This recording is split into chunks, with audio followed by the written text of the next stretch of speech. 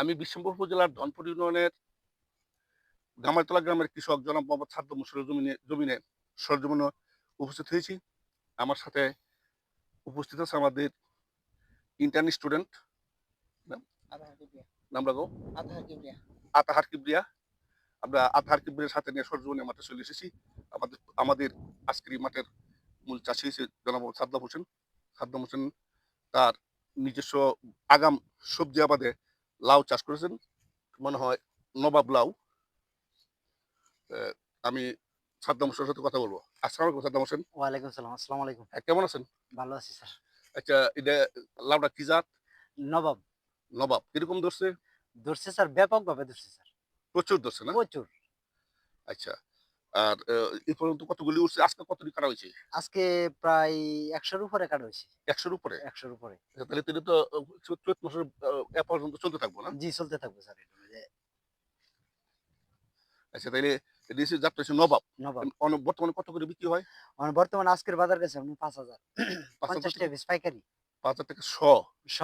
Good. তাইলে কি হেন তো আমরা জানতাম যে কোনো কৃষির আবাদ হইতো না।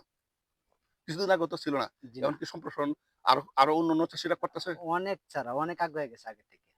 ওখানে বর্তমানে এই মাঠের মাঝে এই যে আমি এলাকাতে আছি, এলাকার মাঝে কি ফসল আছে? বর্তমানে সব জাতের ফসল, কোন জাত বাদ নাই। সব জাতের ফসল আছে আপনার এই যে শসা, করলা, লাউ, ঝিঙ্গা, ধুন্দুল সব, মানে কোন জাত বাদ নাই। সব জাতের ফসলই মোটামুটি আন্ডা আগুয়া গেছে। মানে ঠিক এই আছে। বছরটাই মানে এই বছর আরো বেশি।